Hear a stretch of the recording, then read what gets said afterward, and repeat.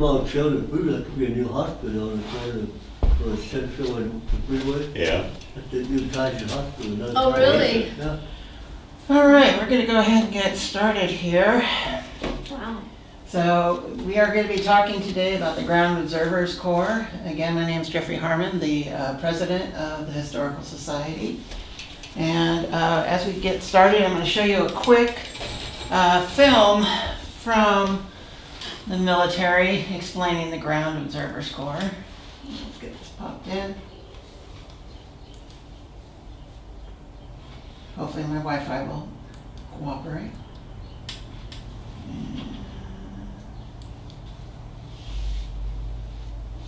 It's interesting. We need that kind of stuff now. This is how it works.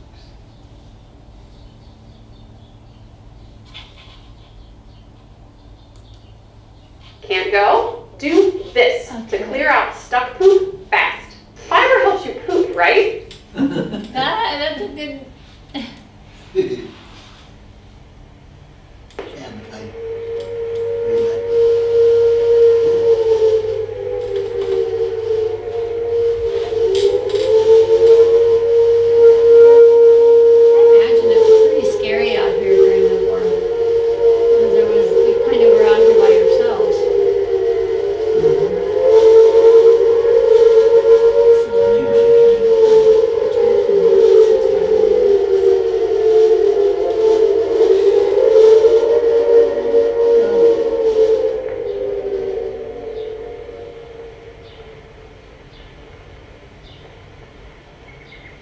The sun is shining, the birds singing, and clouds chase each other over hill and dale.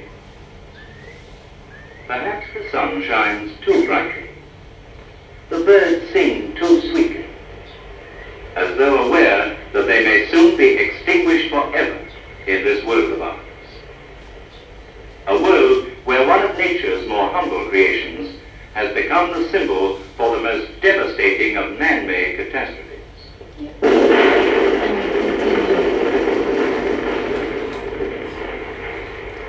As some of us know, nuclear weapons, burst on or near the ground, produce, in addition to fire and blast damage, the grave problem of radioactive fallout.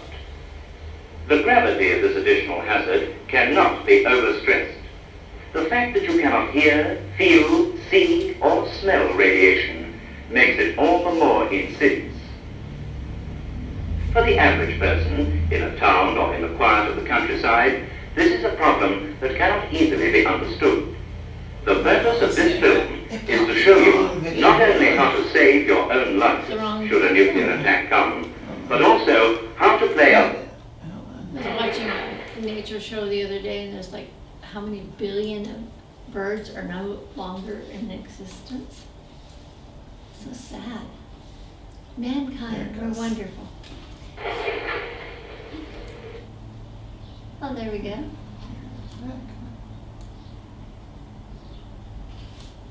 There's the right one. It must have jumped. This is America, an enormous land of great natural wonders, of lofty ranges of snow-capped mountains, of mighty rivers, of lengthy shorelines on the two largest oceans, of natural wealth untold within its vast expanse. This is America, with farms where once was wilderness, cities where once only an occasional band of red-skinned hunters camped in pursuit of game, factories representing the world's greatest industrial power, where once was only meadow and forest. This is America, a land whose people have built an envied way of life, and who unstintingly protect and defend what they have built. And a lot of protection is needed for this America of ours.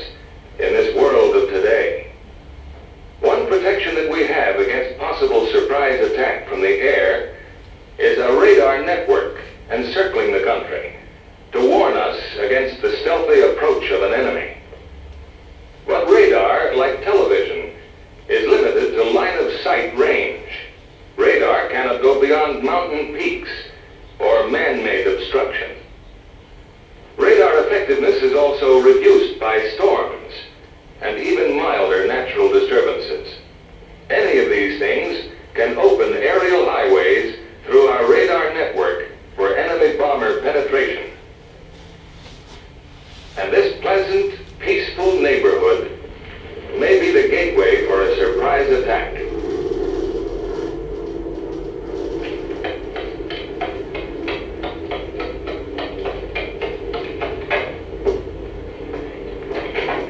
What type is it? I can't tell yet. The motor bomber, but I can't see any markings. Sue, can you identify it? Strange. All our bombers have a white star and a blue background for identification.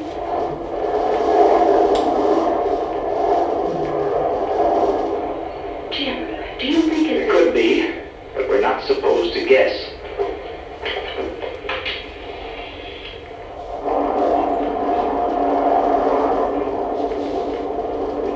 Aircraft flash, Elliot 84106. Here's the info.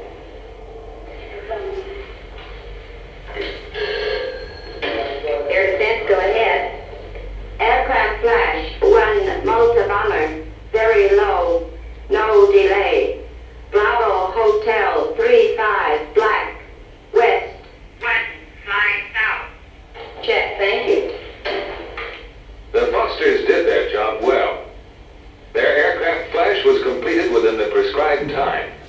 It took them less than 15 seconds. They worked with speed and accuracy, like the other patriotic citizens, supplementing our radar defense in the Ground Observer Corps. But it wasn't always that way. I remember the day they first... All right. So I wanted to give you kind of an example. Join large-scale battles with military vehicles. The online action game War Thunder is... There you go. All right. So I want to give you kind of an example of what their duty was for the volunteers of the Ground Observers Corps.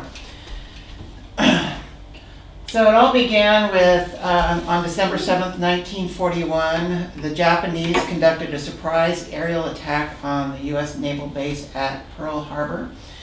And Private George Elliott noticed on his radar screen a large flight of planes, but he was unable to identify the planes.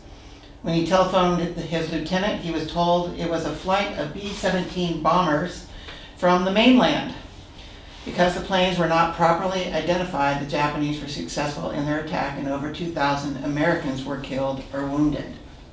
We're still under the water. A few months later, Murrieta residents banded together and began watching the skies over the valley for enemy planes. The military organized the Ground Observers Corps and trained American civilians how to identify and report aerial activities. After the war, the volunteers disbanded and a time of peace began. Then in 1950, the Korean War began, and once again the military called on its citizens to watch the skies for Soviet aircraft. With the threat of a nuclear attack, residents also formed the Civil Defense. The government trained them on disaster preparedness, air raid sirens, drop and cover drills, and first aid. The Ground Observers Corps was reactivated, but the response was minimal.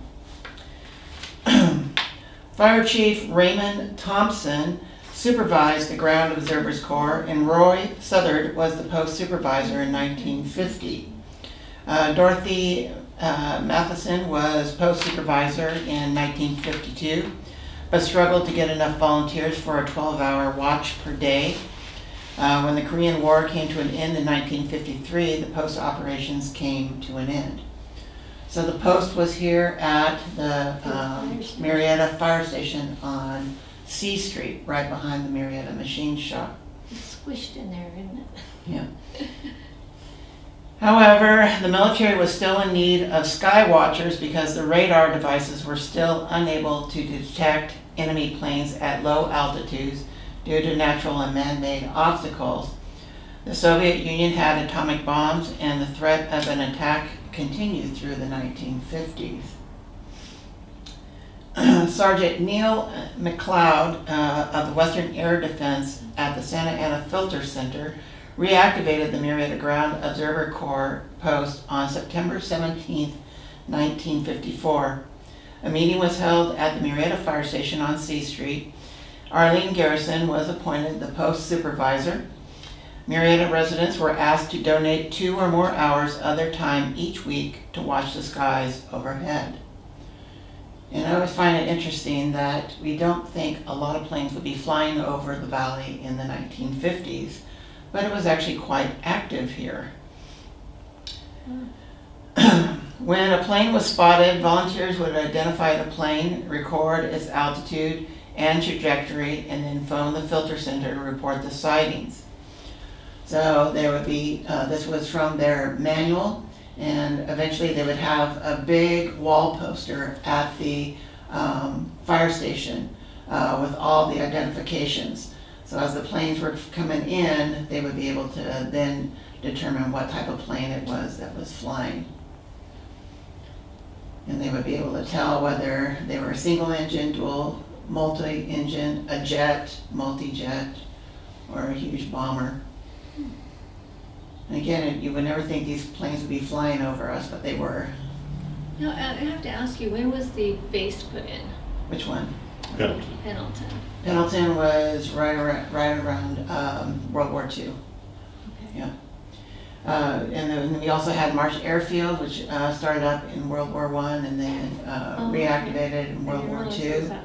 And then we had El Toro in Orange County, and we had Miramar, and they were all flying planes here. So as the plane would be heard and seen, they would start the call here, and they would have to figure out the direction it was flying, and then when they get the call connected, they report the plane here, as it was right overhead. So a lot of times it wasn't just calling them in and saying, yeah, we saw planes. Like they had to identify, they had to tell them the direction, where they were going. What was really cool is our call sign. When we had to call in, they would call in and say, this is Charlie Delta 43 Black. And that was the call sign to let them know what post was reporting in the aircraft flash. Give you an idea, when the post first operated, it wasn't a direct line to the filter center. So these are some handwritten notes of showing all the different call centers where the operators were to get it from here to Orange County, if you can imagine. Elsinore, Temecula, Wildomar. The phone systems weren't quite so sophisticated. No. Eventually they did set up a direct line, but because it was taking such a while to get the connection, you can see why they say, okay, make the call here, report it here. Yeah. Wow. Back in those days, we still had party lines. Still had party lines, absolutely. Get off the party line. So here is the flow chart. Observation post is then calling into the filter center, and then if it's a threat, it would go to the air division, then the defense force, and on up through the chain. So a lot of people were involved just to make sure our airways were secure. This is just one example of a daily report from the post of all the airplanes that were flying in just one day. And what's the number we have there? 23 planes that they had called in. And that's just for one day. Yeah. So again, you don't think we're going to be having a lot of planes flying over, but we had a lot of activity here that was happening at the time. What did the B mean? Which one are you at? The B in the third column. So B would be the bombers, and F would be like the fighter jets. Yeah. So as they started off again in 1954, one day Nelda Sheld and Judy Gordon were on duty when a 26 plane formation flew over the area. Holy cow. 26 planes. I tried to find a 26 plane formation. It's about the closest formation I can find for that time. Wow. But can you imagine 26 planes in formation flying? I've never seen it that big formation. Oh my gosh. So, this is the Santa Ana Filter Center. We saw that on the video. The calls would come in here, and then they would map where the plane was seen. And A trip to the Santa Ana Filter Center was scheduled for Saturday, November 20th, 1954. A bus left the Murrieta Observation Post at 9:30 and took local volunteers for training. They had lunch at a restaurant in Santa Ana and then journeyed to the Filter Center. The tour and training at the center was 2.5 hours. The observers who went on the journey were Thelma Beecham, Mr. and Mrs. John Biazzo, Olita and Jimmy Coy, Ethel Dunham, Lucy Dunham, Johnny Dunham, Mr. and Mrs. Ted Sheld and Dale, Mr. and Mrs. Ray Vos, and Mr. and Mrs. Vic Garrison. And then in December, a glider from the San Diego Glider Club landed in a field owned by Gordon House, which is at the corner of Ivy and Washington. And this just gives you an example of a 1954 glider.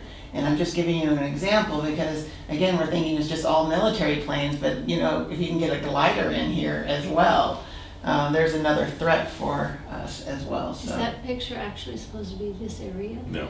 No, this is actually in England, but it's a 1954 glider, so it just gives you an idea of what it would look like if a glider just landed in the field at the corner of Ivy and Washington. So big. So. Size I flew it. And a potluck was held at the fire station in December. Sergeant McLeod presented awards and wings to the following observers.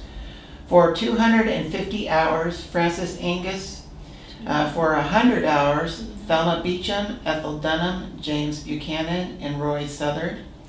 And for serving 20 hours or more, Arlene Garrison, Janetta Biazzo, Jimmy Coy, Alita Coy, Lucy Dunham, Johnny Dunham, Nelva Sheld, Alice Bose, Raymond Thompson, Sadie Moxley, and Judy Knott. And then on December 29th, 1954, Tech Sergeant Delbert Graves was assigned to the post. And this gives you an idea of the awards. And what would happen for the GOC is that every quarter they would have these award banquets, and as people start accumulating more and more hours, they would get their wings, they would get certificates.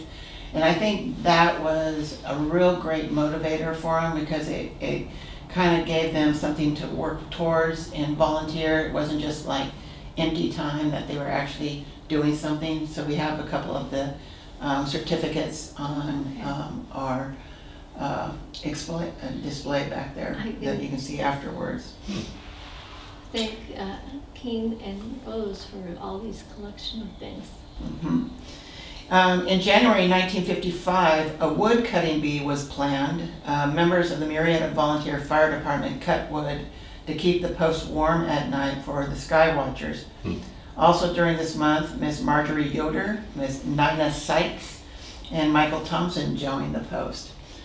So they're at the fire station here. They got some eucalyptus wood here. And if you can see on the left is the back end of a tractor, and then you have a belt here, and it's turning this big old blade to cut the wood. Wow. I do not want to be anywhere near that blade. I wouldn't want to be anywhere near it just in case it came apart. Yeah. How is this person related to you? Nina Sykes was... Nina Sykes. My mom. Oh, is your mom? Mom. Oh, okay. Yeah. Yeah. And she was very active at the post. So on a Sunday afternoon, Ira Rail donated the use of his tractor and wood saw so that the wood donated by the community could be sawed. After the chore was done, coffee and cake were served to 25 people who were present for the occasion. A second trip was planned for the Skywatchers on February 20th, 1955 to visit the Norton Air Base up in San Bernardino. The bus left the Murrieta Fire Hall at 9:30 a.m. and when the group arrived at the base, they dined in the Officers Club. Afterwards, they toured the airplanes and the field. They were shown through a C-124 Globemaster cargo ship, one of the largest ships built, and a B-45 jet bomber. The group returned to Murrieta at 3:30 p.m.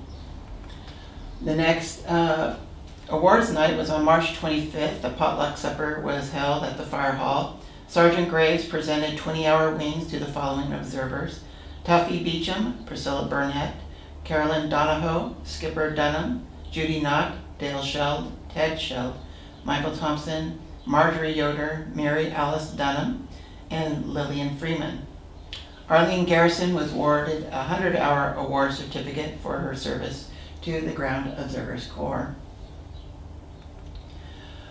On April 13th, a pilot died in a jet training plane crash 3 miles south of Scott Road and a mile east of Highway 395. It was believed the pilot was from the Mira Loma Naval Air Station. The observers at the post reported the crash. So not only are they watching the skies for planes flying over the area, but they're also looking at reporting in planes that crash. And this is one of several crashes that happened. The closest crash that we had that happened here in Murrieta was where the senior center is today. Oh, really? Yeah. Wow. Yeah, What was it, a crash of? It was a couple of pilots that were training and they touched, and one of them came down and landed, and when the volunteer fire department showed up, the pilot looked at Marvin Kern, and then poof, the thing blew. Wow. That was the end. Oh my gosh. But yeah, so it was also their duty to report any plane crashes. This one was a plane crash that happened down in San Diego, a military crash in 1959, but it just gives you an idea of what would happen out here. And a yellow alert was issued to the post on May 5th. Francis Angus and Dorothy Hutton were on duty. Alerts were issued by the military as a training exercise for observers and to assure the post preparedness. Another alert was given in June at 8:30 a.m. Post Supervisor Miss Arlene Garrison, Chief Observer Miss Ethel Dunham, and Timekeeper Miss Carolyn Donahoe were on duty.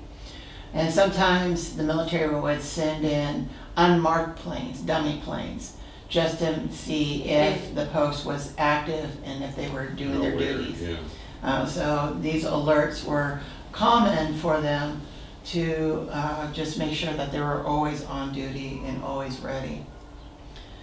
On June 24th, a wiener bake was held at the fire hall. Those that received wings for 20 hours of service were Russell Barth, Stephen Blake, Nina Sykes, and Dorothy Hutton. Miss Alice Vose, who is here in this picture, she received a certificate for 100 hours, and Miss Ethel Dunham received her wings for Assistant Chief Observer. And by September, there were 30 Skywatchers on the duty list. In July, Sergeant Graves informed Arlene Garrison that night duty watch was to begin. The hours were from 7 to 9 p.m. This request meant that the post needed to recruit more volunteers to fill the increased schedule. And one newspaper article reads, while on Skywatch Monday evening, Arlene Garrison and Alice Vose reported that the evening sunset was outstanding. The shining moon and the twinkling stars made the colors of the plane lights most colorful. So I think they're trying to make it seem like it's a great experience to do night duty. Yeah. On July 15th, the military sent out instructions on reporting balloon sightings. So now we have weather balloons began to be sighted at the post in September. And I thought this was very apropos considering we just had weather balloons. The threat of weather balloons has been around for quite a while. Yes. On Veterans Day, the post members gathered to cut wood. Again, Melvin Carnes and Miss Serafina Nicholas donated the wood. The truck used for hauling was donated by Charles Yoder and driven by Ted Sheld and Raymond Vose. The crew was served at a dinner prepared by Miss Nelda Sheld and Miss Alice Vose. And Ira Rail donated his time in power saw again. Those assisting him were Mr. and Mrs. Walter Coy, Mr. and Mrs. Garrison, Jim Buchanan, Howard Sykes, and two sons, Dudley and Amos. Gee, I wonder who they are. Yeah, they should. Look at you little. On December 9th, the post held a business meeting, and Miss Carolyn Donahoe received a 100-hour certificate, and Miss Arlene Garrison received a 250-hour merit certificate. During the meeting, Miss Nina Sykes was appointed the new treasurer, and Miss Frances Angus was appointed reporter for the Post. Miss Thelma Beecham was named the chief observer of the Temecula Post. Homemade pies, coffee, and chocolate were served by committee chairman Miss Alice Vos, assisted by Miss Nelda Sheld and Miss Carolyn Donahoe. On March 25th, 1956, the quarterly award night was held at the Fire Hall. Arlene Garrison was presented with a 500-hour award. A 250-hour award was presented to Miss Ethel Dunham, who was the chief observer, and a 100-hour certificate were presented to Miss Nelda Sheld and Miss Thelma Freeman. 20-hour wings were presented to Mr. and Mr. Robert Schroeder, Miss Geneva Leach, and Elmo Dunham. In May, Sergeant Graves loaned to the Post a pair of military-issue binoculars. Isn't that interesting? You know, we saw in the video, They didn't have binoculars. they didn't even have binoculars. They're sitting there just squinting. Yeah. And you would think that if the military was so serious about this Right, that they operation, did that. Yeah. this would have been there way in advance. First When that was showing, I actually said, they don't have binoculars. They don't have binoculars. So this is now 1956. Yeah. So almost 2 years have passed, and they finally get a pair of binoculars. I'm like, That's okay. funny, I found a pair of binoculars out in Pendleton, probably in the ground about that time. In July, the Post took part in a nationwide civil defense operation. The exercise was to prepare Americans for an H-bomb attack. Performing their duty that day were Ethel Dunham, Arlene Garrison, Nelda Shell, Marjorie Yoder, Carolyn Donahoe, Priscilla Burnett, Alice Vos, Thelma Freeman, and Marion Barth. On July 28th, the Post held a benefit dance on the tennis courts at the Murrieta Grammar School. Tickets were 50 cents per person, and the proceeds went to the Town Hall Association. Music was provided by Boots and Buddies of Setco Hills. More than 100 people attended the dance. The benefit was a success. 2 more dances were held on August 18th and September 1st.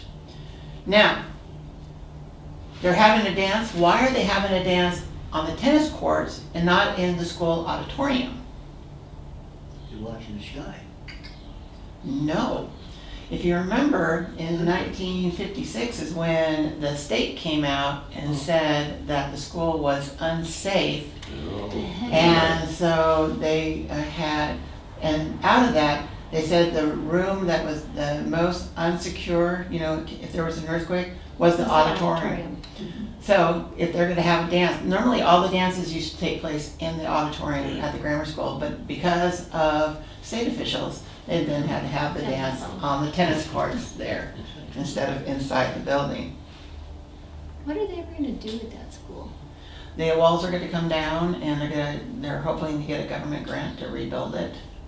And half the building will be used for parks and recreations, and the other half would be used for a museum.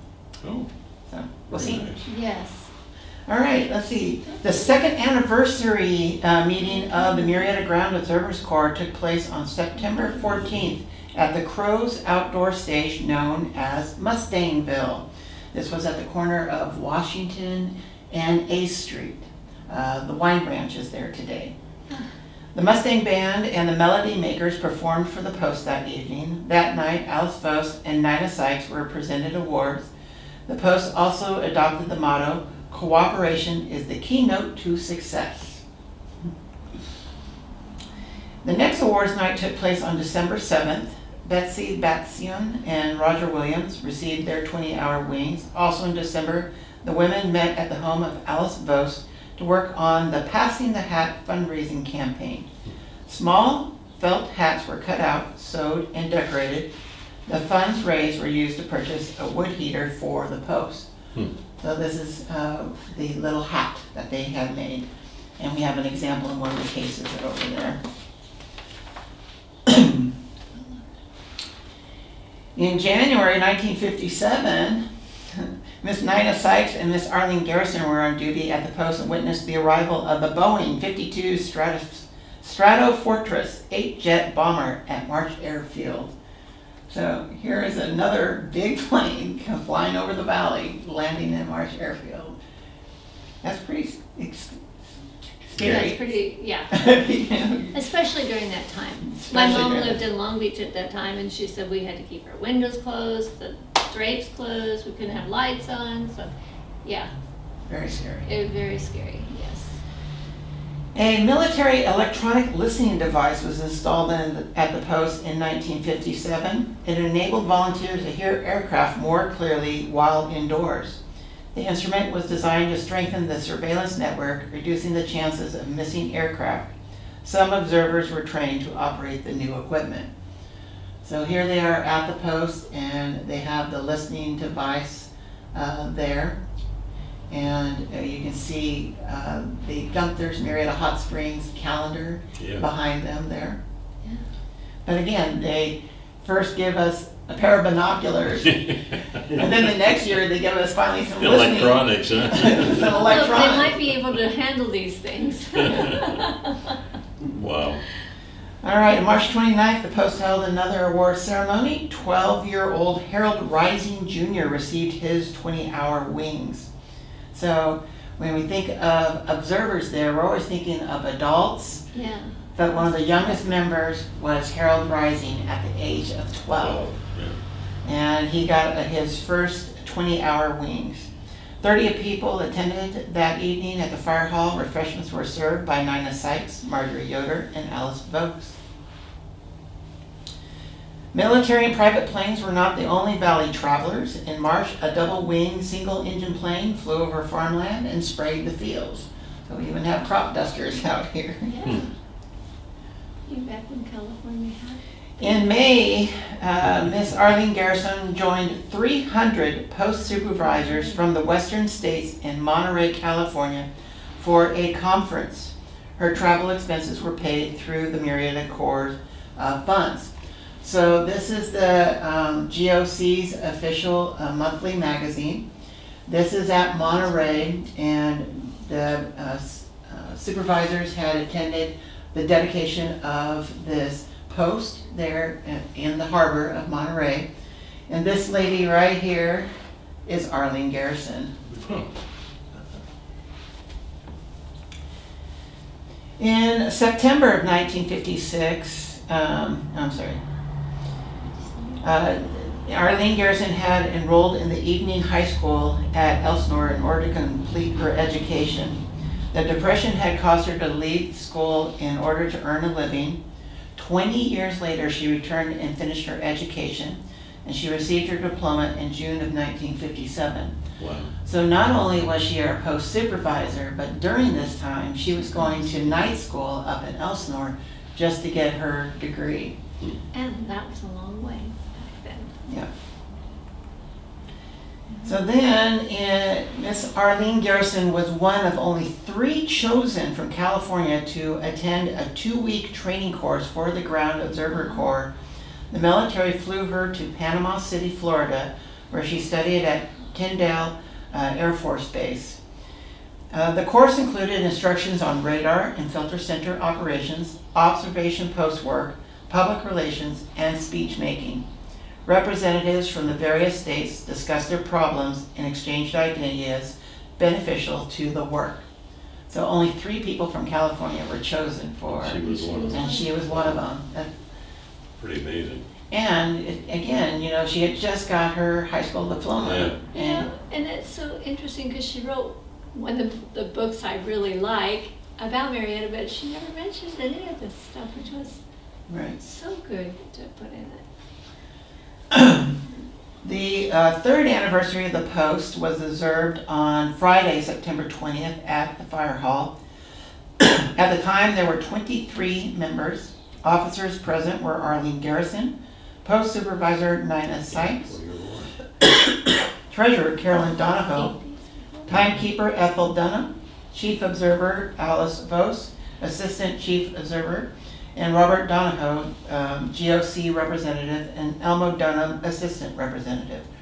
Robert Donahoe received his 20-hour wings that night.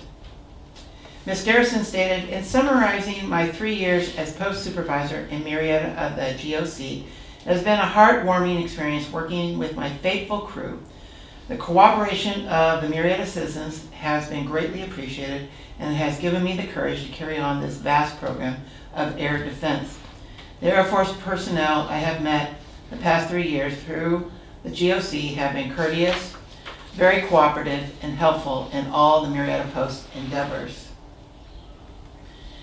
In November, Carolyn Donahoe resigned as timekeeper to take leadership of the community 4-H club. Bessie Bastian volunteered to replace her as timekeeper. Also during the monthly business meeting, the Post began inquiring about information on flagpoles for Hunt Memorial Park.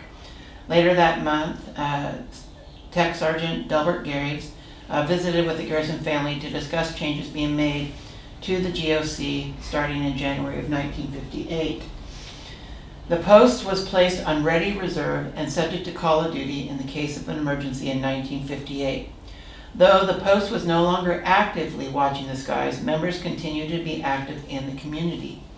Officers of the GOC met at the Garrison home in January to draw up plans for a flagpole to be placed at the park. Those attending the meeting were Mr. and Mrs. Elmo Dunham, Mr. and Mrs. Walter Coy, Ms. Bessie Bastian, Ms. Nina Sykes, and Ms. Alice Bose. On Memorial Day, May 30th, 1958, at 9 a.m., the official flag raising ceremony took place at the park. And this is where we are today, right here. And the flag would have been where the parking lot is today. Money had been donated by the people of Murrieta through the GOC. Melvin Carnes of Hemet and Ray Bezanson of Ray's Cafe in Murrieta each donated a flag to be used. The flagpole stood as a testament to the years of volunteer service of the Post members. And this is Miss Arlene Garrison here. On September 16, 1958, the 4th anniversary of the Post was celebrated. There were 16 members on the roster at the time. A month later, Miss Arlene Garrison announced that the Post would be deactivated on January 31st, 1959. Miss Arlene Garrison attended an inactivation banquet and ceremony in Pasadena to honor Post supervisors. Air Force Brigadier General Spencer told the reasons for deactivating the observation post because of the new automatic system being used to detect low-flying aircrafts. And in November, there were just 16 members that were still active. And this is a list of the 16 members. And then these are members of the fire department that had helped assist the GOC post during their time. The final meeting of the post took place in February of 1959. A ham dinner was served at the fire hall. Each member was presented an honorary life membership certificate signed by Thomas D. White, Chief of Staff, a letter signed by President Dwight D. Eisenhower, and their time cards showing the number of hours each member spent at the post. Harold Rising Jr., you remember our youngest member? He was the last one to receive an award of 100 hours. Wow. And just a little side note about Harold is that by the early 1960s, he actually joined the Air Force and served for a couple of years in the Air Force. He ended up getting married, had one daughter, got divorced, and actually died in the 1980s at a young age of like around 39. Wow. So, Who but died here? no, somewhere, Missouri. Oh, okay. Missouri, but yeah.